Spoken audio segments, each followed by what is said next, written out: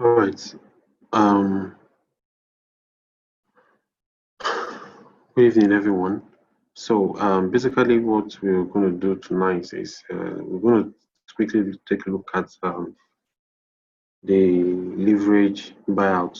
So, I share a file with you. Actually, I've recorded this before, but I had an issue with the audio, so I had to do a fresh recording. So, what I'll just simply do is I'll quickly take out all these values. I'll take out all these values.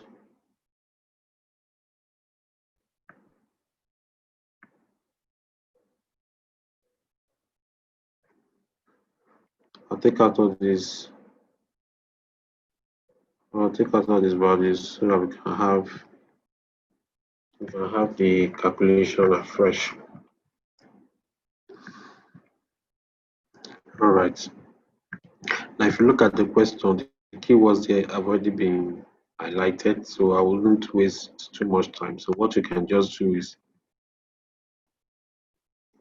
just try and read them up. Okay. So we have XYZ considering a leverage buyout of ZipCo.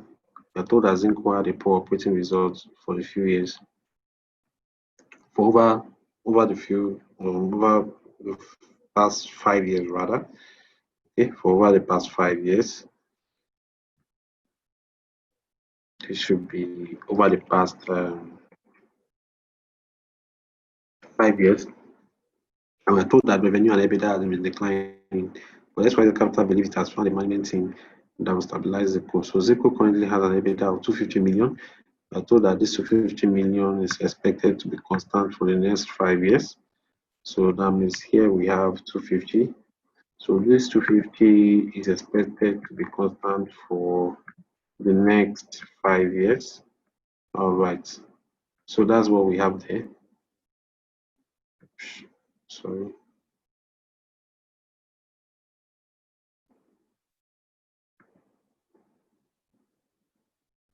Okay. So that's what we have. I just hope this screen is shared. Okay.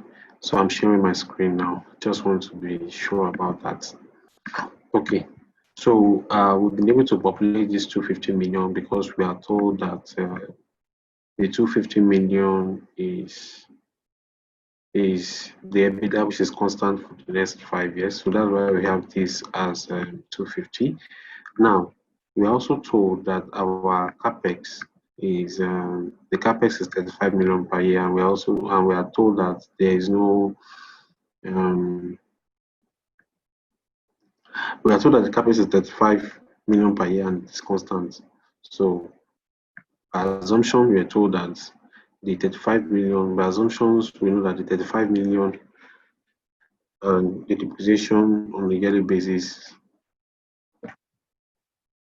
and the depreciation on a yearly basis are the same. So what we're going to have here is we're going to have in year zero an outflow of 35 million, an outflow of 35 million, which is constant up to year 4. And here we have our depreciation and amortization. Okay, depreciation and amortization as the same value. So we have been told here that they are the same since PP stays constant.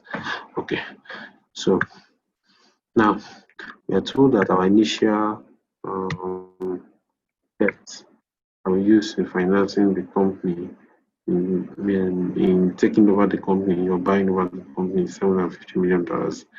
We're also told that the interest rate is 10%, the tax rate is 40%. So here we're going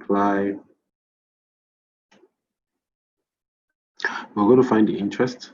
So we have been told that it is what 10%, right? Okay. But before we do that, we need to come to our cash flow statement and indicate our debt here. So we know that the beginning debt The beginning debt is 750, right? Now 750 here is constant to year 4. Now in this case now, then we can calculate our interest. Now, if you're doing this, remember, you have to make this to be absolute. Make this to be absolute and apply that number to the debt balance. You apply that number to the debt balance, take it down. Right. And here you can calculate your debit simply by adding this, add just to its sum. So add this and this. Okay, so this gives you your earnings before tax. Okay. Now you're sure going to apply your tax rate here. Going to apply your tax rate here, making it absolute. Okay, making it an absolute. You're applying that. Something is wrong here. Making it an absolute. Really like it wrong there.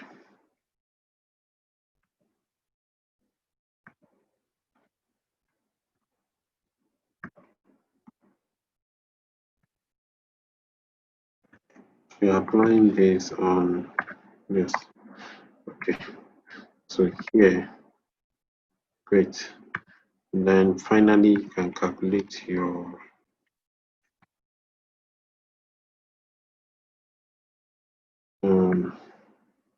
no, what am I doing? You can calculate your net income. All right, so of course, you know the depreciation is going to be the same thing. I'm picking from there. We pick directly from the capex. Great. Now we're told that our working capital is 6 million and it is constant.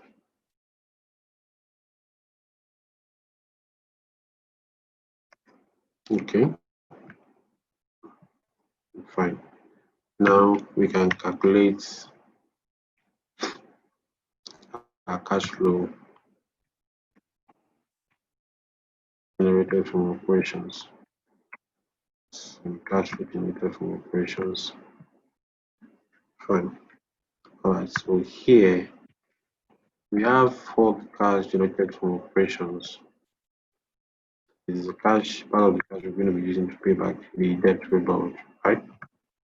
All right. Okay. So we have exit multiple. This is given in the question. Just straightforward. Very, very straightforward. Now, exit value, terminal value for the EBITDA, 5. Now, the debt, also straightforward. Very, very, very straightforward. Yeah, that's initial debt. Equity proceed, is going to be for this 1, 2. All right, we have our target multiple of invested capital as 3x. Automatically, this becomes 6. This divided by this. So that's what we have. So we have our initial price. These had already been formularized. 36 plus 750 initial price. And we have our multiple as 17.40x. So this is the price we're paying, and this is the multiple. All right. So basically, that's what the question requires us to do. You can just try as much as possible to go through this. If you have a question, you have any question concerning leverage buyouts, please ask. Leverage buyouts is quite straightforward, and this is a very simple case study we just looked at. All right, so please go through this, ask your questions, anything you don't understand as far as leverage buyout is concerned. So if there's any variable here you don't understand, how we arrive at it, what it means, do ask questions. Thank you very much. Good night.